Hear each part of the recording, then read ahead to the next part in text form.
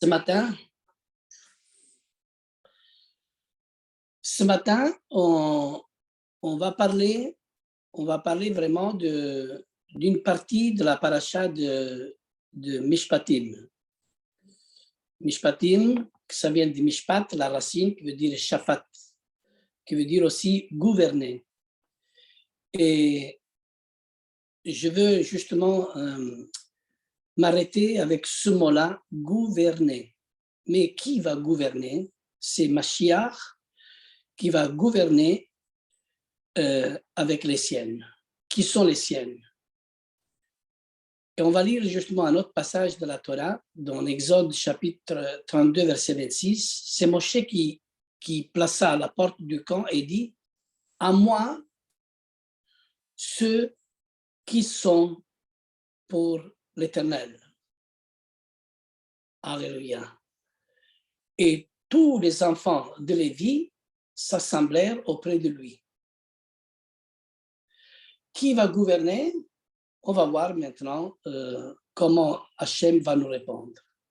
À travers ce passage de Exode chapitre 32, nous pouvons vraiment dire que c'est un moment particulier, un moment aussi particulier et fondateur.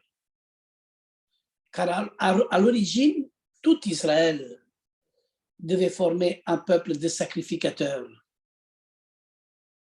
Mais à cause du veau d'or, ce ne fut que la tribu de Lévi qui le devienne, celle qui s'est levée après de Moshe. Alors, gouverner et faire partie justement de ce royaume de sacrificateurs, parce qu'il va y avoir un royaume de sacrificateurs. Et ce royaume de sacrificateurs, ça va être le peuple qui va gouverner. Pourquoi? Parce qu'ils ont mis en application les mishpat, c'est-à-dire les lois, les ordonnances. Et c'est Hachem qui a dit, avant qu'ils reçoivent les 10 paroles, si vous écoutez mes paroles, si vous mettez en pratique toutes mes lois, mes prescriptions, je serai l'Éternel que je vous guéris. Je serai l'Éternel que je vous donne le salut, que je vous donne le royaume. Et dans la pensée biblique, dans la pensée de la Torah, on pourrait dire, c'est Hachem qui voulait dire, vous serez pour moi un royaume de sacrificateurs si vous écoutez toutes mes prescriptions, toutes mes lois. Alors vous serez aussi une nation sainte. Voilà les paroles que tu diras aux enfants d'Israël. Hachem a dit à Moshe. Mais regardez un peu lorsque Yeshua est venu. Il a fait des disciples pour qu'ils forment un peuple de sacrificateurs. Et en cela, il a achevé une partie de la loi. Alléluia. Apocalypse, regardez, chapitre 1, versets 5 et 6. À celui qui nous aime, qui nous a délivrés de nos péchés par son sang. Alléluia. Et qui a fait de nous un royaume de sacrificateurs pour Dieu, son Père. À lui la gloire. À lui la gloire, la puissance, au siècle des siècles. Amen, amen. Alléluia. Croyez-vous que Hachem sera moins sévère avec les sacrificateurs actuels, disciples de Yeshua, qu'avec ceux du désert, disciples de Moshe? Hachem, il ne change pas. Même s'il patiente dans sa grâce, il ne change pas. Et quand Dieu dit, tu ne te feras pas des images taillées, etc., et comme s'il disait, ne m'enfermez pas dans votre façon de penser. Votre façon de penser doit être changée. Sinon, vous allez vivre et être dirigé par votre erreur jusqu'à ce que vous connaissiez que je suis le créateur de toutes choses. J'interviens dans toutes choses et je suis le libérateur de vos esclavages. Voulons dire que tout enfermement est en esclavage. Pourquoi les Hébreux ont-ils fait un veau d'or? Mais pourquoi? Parce qu'il représentait ce qu'il avait imaginé de Dieu. Moshe était absent pendant 40 jours. Et voilà, le peuple, ils se sont imagés justement en Dieu. C'est ça le fond de la pensée aujourd'hui. Quel est notre Dieu? Qui est notre Dieu? Le Dieu d'Israël, le Dieu d'Abraham, d'Isaac et de Jacob, il est toujours le même. Il est celui qui est l'invariable. Celui qui ne change pas. Et quand nous voyons Yeshua HaMashiach, nous voyons l'image du Dieu invisible. Nous voyons la représentation d'Hachem lui-même. Parce qu'il n'y a que lui qui pouvait dire « Je suis le chemin, la vérité et la vie ». Et comme Yeshua lui-même, il parlait, il y avait une opposition avec son peuple, ceux qui étudiaient la Torah. Mais comment? De la manière comme tu parles, tu es homme, mais tu te fais Dieu. Mais si l'Esprit, il aurait révélé en réalité qui était Yeshua.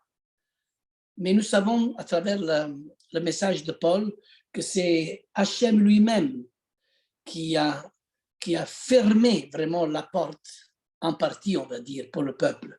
Parce que par leur mise à l'écart, on dirait que Yeshua a mis à l'écart Israël pour que le salut il se répand dans le monde entier.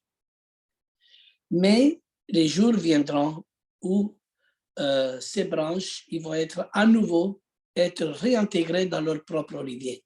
Ça va être la résurrection entre les morts. Ils vont comprendre le Dieu de la Torah. Parce que Yeshua est la parole qui a toujours existé. Et d'ailleurs, c'est ça qui dit l'évangile des Jean. Au commencement, c'est-à-dire, qui est le commencement? Yeshua est le commencement. Yeshua, le commencement, qui est la parole, existait éternellement. Et la parole était éternellement avec le Père. Et la parole est Dieu. Alors, si on enlève la divinité de Yeshua HaMashiach, si on enlève la divinité qui Yeshua n'est pas Dieu, alors ce Dieu ne parle plus. C'est un Dieu muet qui on a enlevé la parole. Mais si ce Dieu unique parle et il crée, Yeshua HaMashiach, il est Hachem. Alléluia! Voilà que aujourd'hui, si on se fait un veau d'or, on a représenté un autre Dieu. Et dans notre conscience, dans notre pensée, on doit avoir la conscience de connaître, de savoir que Yeshua est la véritable représentation du véritable Dieu. Comme dit l'apôtre Jean, dans 1 Jean, chapitre 5, verset 20 à 21. Voici et voilà le vrai Dieu et la vie éternelle en Yeshua le Messie.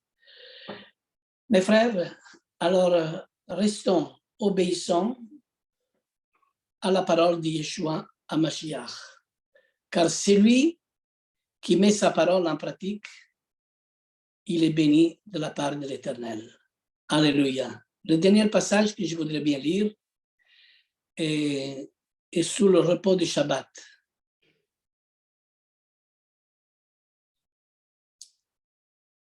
Genèse, chapitre 2, verset 2.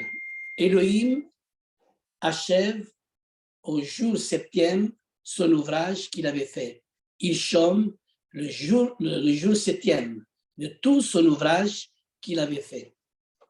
Alléluia. Alors, gardons le Shabbat, gardons les commandements, gardons tous les mishpat, les statuts que l'Éternel nous a donnés pour bien vivre.